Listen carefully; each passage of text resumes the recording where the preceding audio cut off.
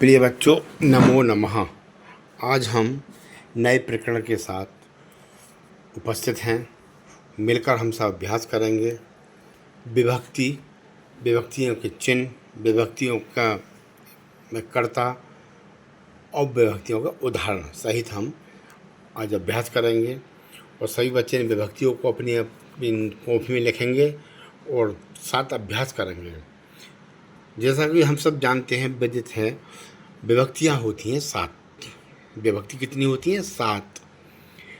प्रथमा विभक्ति, द्वितीया विभक्ति, तृतीया विभक्ति, चतुर्थी विभक्ति, पंचमी विभक्ति, षष्ठी विभक्ति, सप्तमी विभक्ति और अष्टमी होती है संबोधन। संबोधन के लिए पहले में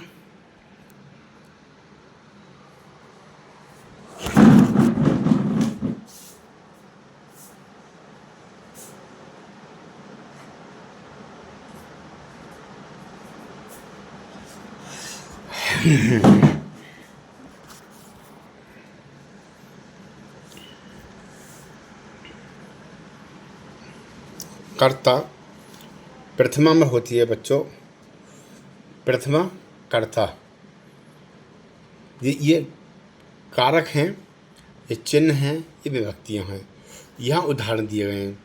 पहले देखेंगे कर्ता, कर्म, करण, संप्रदान, अपादान, संबंध, अधिकरण, संबोधन।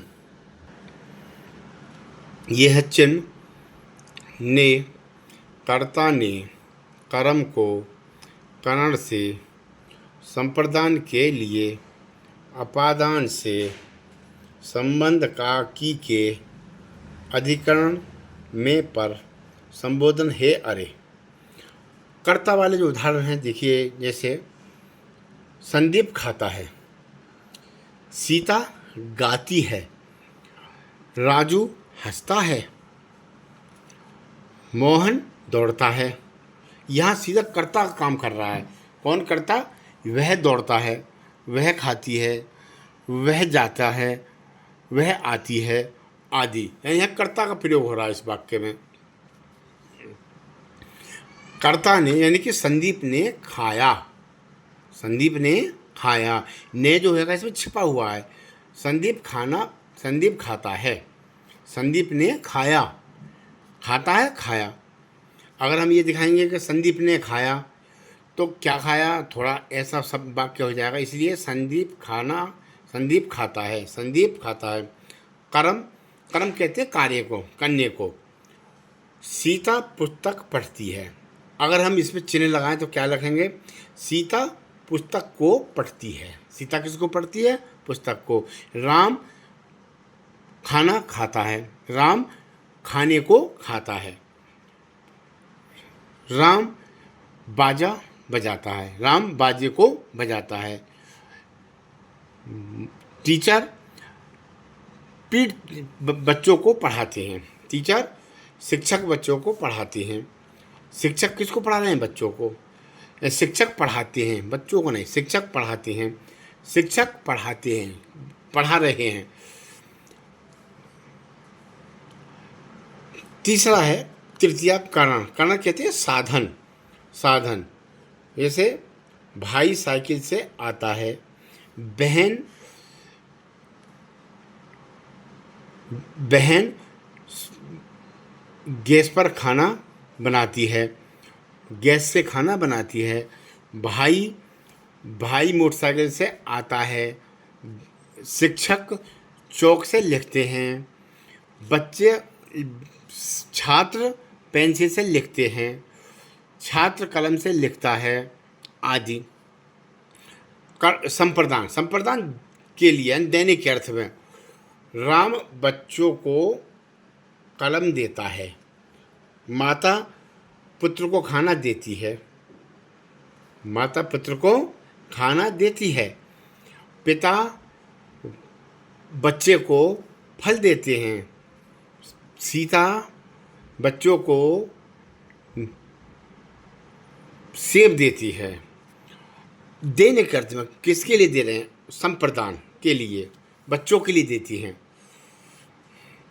अपादान, अपादान होता है अलग होने के अर्थ में। जैसे पिताजी घर से आते हैं, यानी यहाँ पिताजी घर से संबंध अलग हो रहा, विच्छेद हो रहा है। भाई स्कूल से घर आता है, वह स्कूल से संबंध अलग हो रहा है। पत्ता पेड़ से गिरता है, संबंध हो रहा है, अलग विच्छेद हो रहा है, अलग हो रहे हैं। फल पेड़ से गिरते हैं। धन, ये पैसे जेब से गिरते हैं आदि। जहाँ एक दूसरे का संबंध विच्छेद हो रहा हो वहाँ कहते हैं अपादान। पंचमी विभक्ति अपादान या से के अर्थ में। देखिए यहाँ से एक तो है अपादान में, एक है करण में, साधन में।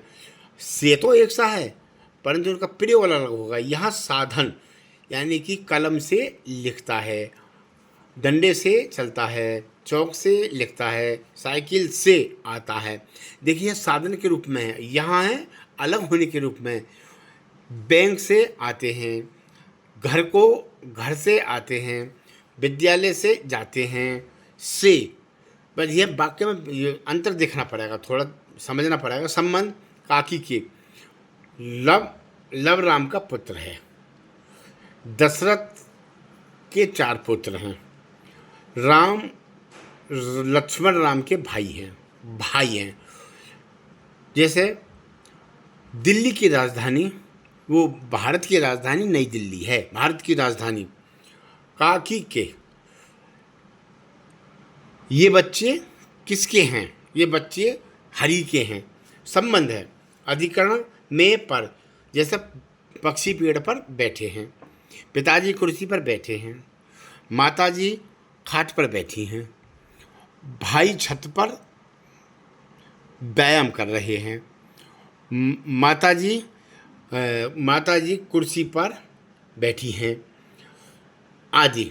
यानी कि पर अधिकरण, आधार, जहाँ आधार हो। जैसे पेन, कलम, हमारी जो कलम है ये हमारे हाथ पर है, कलम हाथ पर है, पेन हाथ पर है। कॉफ़ी हमारी है मेज के ऊपर है, मेज पर है। ऊपर नीचे ये सप्तमी विभक्ति होगी। संबोधन अरे राम, अरे श्याम, अरे ह्याओ, हे राम, हे सुरेश, अरे सुसर, अरे सुरेश, अरे हरि, हे राम, हे प्रभु, ये सब संबोधन होते हैं। आज के लिए इतना ही। इन सब को लिखेंगे अपनी अपनी कॉपी में और कंठस्थ भी हो जाएंगे। ये जब धीरे धीरे अभ्यास करेंगे कंठस्थ हो जाएंगे। बहुत बहुत धन्यवाद बच्चों। नमो नमः।